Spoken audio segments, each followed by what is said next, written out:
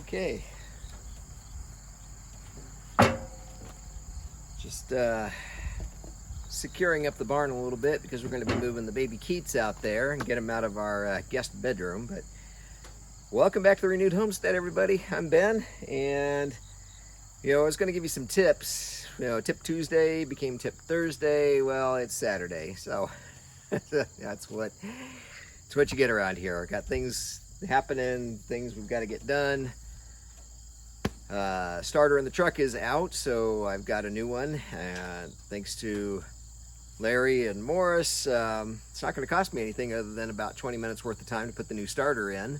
But figured that problem out. But anyway, so while I'm securing up the barn, I was thinking about some tips, just general tips. And where I was watching Pinball this morning, and he was talking about all these some of the folks going in and oh, you've got to get this preparations, and and you've got to get armed to the teeth, and all this stuff. But and folks out there that don't really have like strategic planning and that kind of thing, and I certainly don't.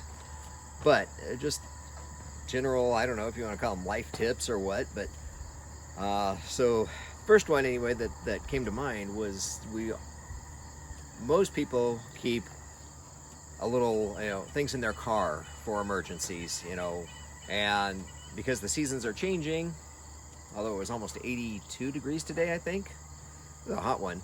Seasons are about to change, so stuff that you might have in your car now, extra water or whatever, which not a good idea in Arizona. You get the plastic heats up, and anyway, but your emergency kit in your car, you need to start looking towards winter, because you're certainly not going to need,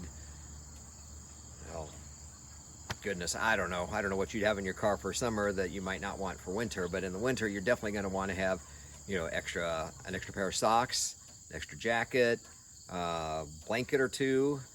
You can go to Goodwill and oftentimes find a cheap sleeping bag, few bucks, throw that in the trunk of your car, and if it gets some dirt on it or a little oil or whatever it is, not a big deal. You haven't invested a lot, but you've got a warmth security blanket literally in your trunk. So that's one of the things I was thinking about, is just look at your emergency kit now, start preparing for the next season. And I'm going to go down to the barn here, get this put in, and then we'll get to the second idea. So I'm just taking you along on a regular afternoon, things I've got to get done while I think about things in general, and maybe some ideas, some tips for you. So I already talked about number one, but I'm just showing you what we're doing here. We got some of the old paneling from the house, and I stripped that down, and I've got it around the inside here because the baby Keats are going to be in here. And we have had an opossum try to get in here before, and we've also had a skunk trying to get in here. We've got chicken wire around, and it's held them out pretty good, but we're always worried about it. So when we shut the gate here, we're always putting down, and this is just a piece of pegboard, but we put this in front of the gate, and then we've got a concrete block that we put in front of it, just double security for our animals. And it's kind of a pain, because the reason for that is we were worried about something digging under the fence. So I'm sorry, under the gate, because there's a little gap there. So all I did was cut a piece of scrap lumber, trenched out a couple inches down here, and I promise you, I can almost promise, first thing, Denise will trip on this.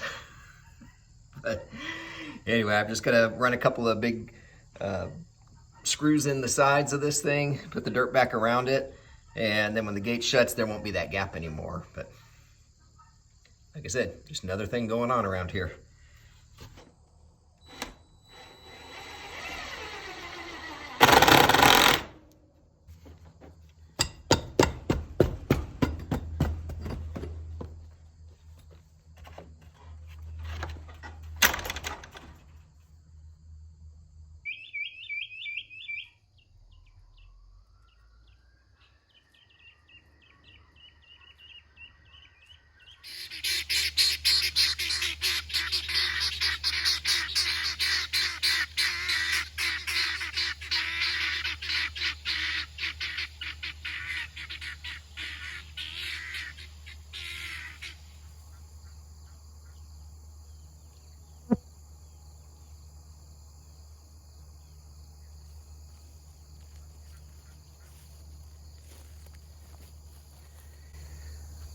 guineas are absolute spazzes, I'm telling you.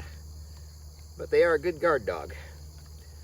All right, so let's get back to prepper tips. Yeah, number 2 and number 3 kind of go together. So first off, let's talk about, no, not toilet paper. It's what's on the inside that counts. Your dryer lint. Often overlooked, but this is a great way to start a fire, whether it's a fireplace. I suppose you could even start your charcoal briquettes with it. It's a good thing to have in your bug out bag. Now you could just put it in a Ziploc bag, or something like a toilet paper roll. Keeps it organized. I know Denise always appreciates things looking neat and organized, no matter how hard I try to make it not look organized, no matter what I'm doing. But anyway, that's just one way to carry it and keep it, especially if you've got it in a bug out bag, something like that. But it's kind of along the lines of one of the other prepper tips I've seen is that people take cotton balls and roll them in Vaseline, and that you definitely want to keep in a Ziploc bag, but those light up really, really well. You can kind of do the same thing with the dryer lint, but it's free and you're throwing it away anyway, so why not keep it around? But talking about fire, let me reach into my pocket here. There we go.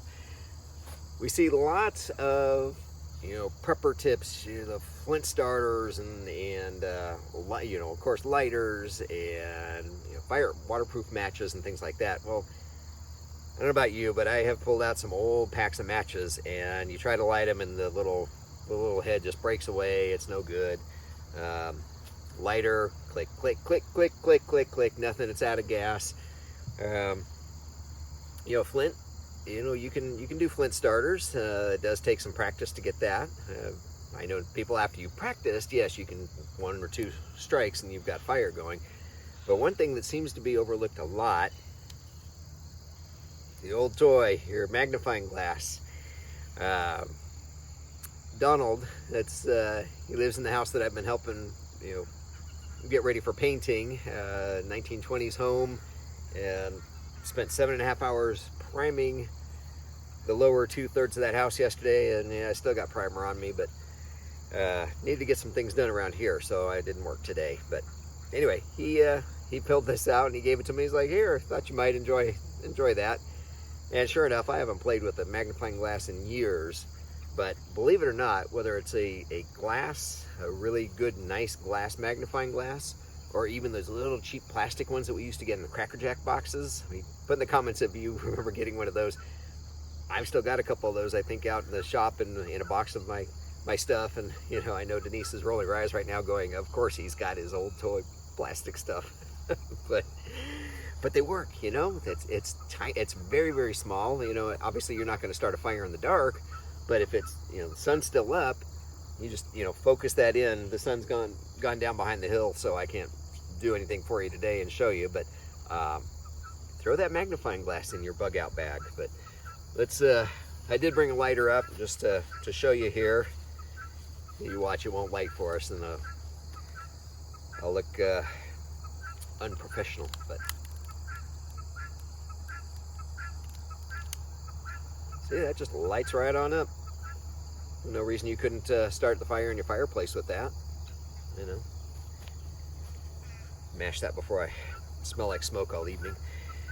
Anyway, so that's what I've got for you right now.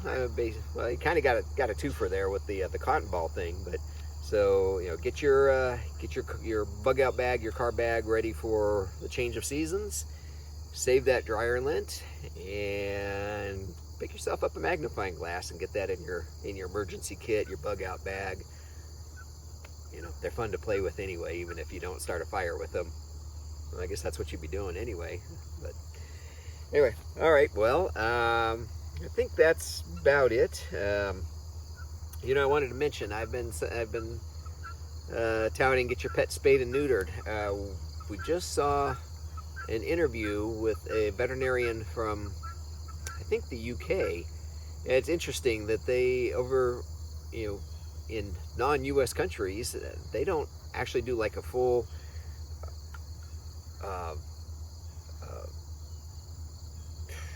on a dog, I guess hysterectomy. They don't take all of the animal's sex organs out.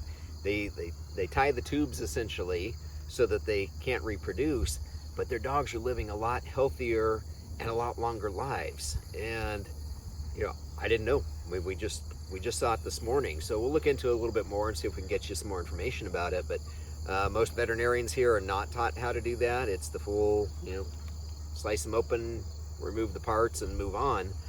And that's great as far as taking keeping the pet population down. But we love our animals. Who wouldn't love to have an extra year or 2 or 3 or 4 with our beloved pets? So something to think about and look into. So anyway, so I won't say get your pet spayed and neutered. We still should, at least until there's other options available. But anyway, I hope your weekend is going well, and as always, be good to yourselves and be good to each other. Give us that thumbs up on the way out, and God bless. We'll see you on the next video. Take care, everybody. Bye-bye.